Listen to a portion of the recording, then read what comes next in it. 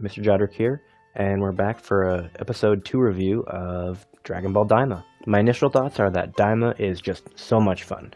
I love the direction it seems to be going in. It's going to be like another grand adventure like GT tried to be. I mean, GT was an adventure. I'm not trying to poop on GT here. Like, it was fun. It had forthcomings, but it was not, amazing. Super had its issues too, but I digress. Daima seems like it's going to be a real return to the original Dragon Ball formula. And I see a lot of fans praising the series for that. I believe Sean Schemmel said something similar to that. I'll post a clip right after this. Oh no, you made Goku a kid again. And I can tell you from my own experience doing it, what's great about Akira Toriyama is that he can take one of his, an old concept or an old idea and make it fresh. Like when Resurrection F came out, even when we heard about it, I remember thinking, oh man, Frieza again? I thought we were done with Frieza. But then it was amazing. Yeah. And then they brought back Cell, and I thought, oh, when are we going to have a new villain? But it was amazing. So initially I was like, well, he's a kid again. I mean, I was GT, but I know if it's his project and he wants to do it and it's his baby, it's going to be great. Yeah. He's really just so good at just telling stories and such a master of comedy and humor and creative ideas. This is just a really Toriyama property. Obviously all this Dragon Ball is, but, it feels the fun, it feels the wacky, cartoony adventure that the original Dragon Ball had. It's going to have its action like the Dragon Ball Z fans want, but it's going to have that original, mystical journey, and the Demon Realm is going to be a great place to do that. We also got a little bit more expansion on some of the lore. When it was stated that not all pointy-eared people come from the Demon Realm, really glad they said that, because I've seen some people go in and being like, oh, this guy's now from the Demon Realm, and this guy's from the Demon Realm, and that's fine. Obviously, we're still learning as we were watching, but my initial thoughts were, like, yeah, it's a possibility, but it's not probably going to be everyone. Something that didn't make immediate sense to me was when Piccolo had knowledge of, what's that guy, the old guy's name? I forget right now, but it'll be on the screen, and the editor version of me will be yelling at myself for not remembering. But how he said that, how Piccolo knew who that Namekian old man was, and that he knew of his history and how he was the last one, and also how the Namekians had an exodus out of the Demon Realm because they didn't like being ruled over. The only way that makes sense is that he learned that from Nail, because Kami certainly didn't know that, because he only remembered ever the loneliness of Yanzabit Heights and Earth. He never knew planet Namek. And Demon King Piccolo definitely didn't know that, because even though he was called Demon King, that was probably more of just a inner calling to call himself that, because he thinks he's a demon, which, kind of technically is now. But in reality, he was a Namekian who was from the Demon Realm, but I don't think they necessarily are demons. They might have been an offshoot of demons, but, yeah. So that leaves only Nail to be the one to give Piccolo that knowledge, because Nail grew up on planet Namek. He was right under Elder Guru, who he, if anyone, would know the history. Probably similar with Dende, but I don't think, I'd have to rewatch episode 1, but I don't believe Dende immediately recognized that these guys were from Demon Realm. Overall, though, episode's really great, really fun.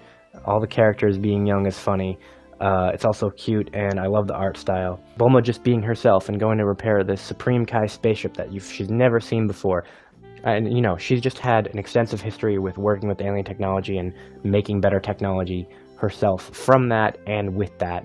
So I think it's very consistent with her. Obviously, it's not a hard thing to be consistent about, just it was nice to see. And her bossing around Kibito like that was pretty great.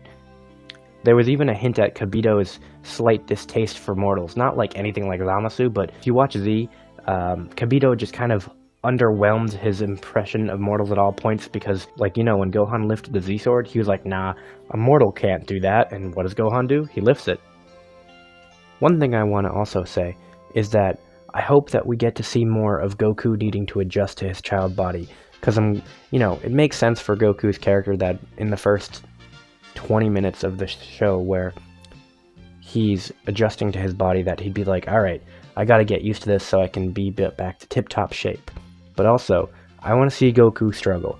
I don't want him going Super Saiyan soon. I think he needs to, not earn it per se, because, he's earned it, but, he needs to relearn his body, like he was saying with the distance thing. It's a whole another experience for him being a kid again, and he just needs to get used to that body and get used to the feeling and how his ki works and how he can channel it, all that. So hopefully we're not going to see anything too flashy yet, and it's just going to be kind of back to the fundamentals. If they want to, I would hope that they would throw in like a quick Master Roshi-esque training session in the Demon Realm so that Goku, maybe they're like, oh, this is how we can hone your body even more, or they have a particular solution to that. So yeah, it would be cool. I hope that they keep with that and they don't just make him overpowered soon. Yeah, I'm hoping that goes that way. I mentioned GT earlier. I wanted to bring that back up. GT is definitely, out the window. I've known that since Super, that, GT is no longer going to be happening. Even though people are going to say, oh, GT happened Z, you never know, it could happen. It's just not. Like, the fact that Omega Shenron and the Dragon Balls were gathered from the negative energy of the wishes, that idea just isn't showing up at all. And the only time Elder Kai's really mentioned that it's a bad thing was like when he was saying that like it changes reality, I believe, and stuff like that. He never once mentioned the negative effects. That was a GT only idea. And with Shenron being like, oh yeah, the regulars get a bonus and you're just a new guy, when the new Demon King came and made the wishes. It's just consistent with the fact that GT was probably a source of some inspiration for Daima in some of the core ideas, but not in like, the whole entire story or the plot or where the series is going. GT is fun. I love it. I rewatched the last episode recently and it got me emotional because that ending was really great, because back then we all thought Dragon Ball was ending. So yeah, I'm not dunking on GT, but I want to reiterate to people who really do think that GT is still alive. It's alive in side projects, but not in the main story. And I also want to speak to a certain crowd of Dragon Ball fans who think that Daima's bad, and because it's too cutesy and it's not oiled up muscly guys screaming at each other and punching each other. Like, that's not always what Dragon Ball has been, and even when it is that, it's still got the original elements Toriyama put in there. Dragon Ball has always been more than just fighting, and people forget to look past that. So if you're going to judge Daima because it's a cute adventure with fighting and all other things that isn't just typical muscle-bound Dragon Ball, please just give it a chance, and remember what original Dragon Ball was, and remember how Toriyama likes to write, and how Toriyama is as a writer and as a person. Because it is more than just muscles and punching and screaming. So I'm going to end this with one more thought, is that I'm glad we're getting a few episodes, probably, maybe one, maybe a few, of just Goku, Supreme Kai, and then the new demon guy who looks like Mira from Dragon Ball Online / the universe / everything else that he showed up in. Because, it's nice to get some time with the, Goku was the main character, which we had plenty of time with, but, like, it's a new dynamic, and we get to see how Goku will react in this situation without people he knows.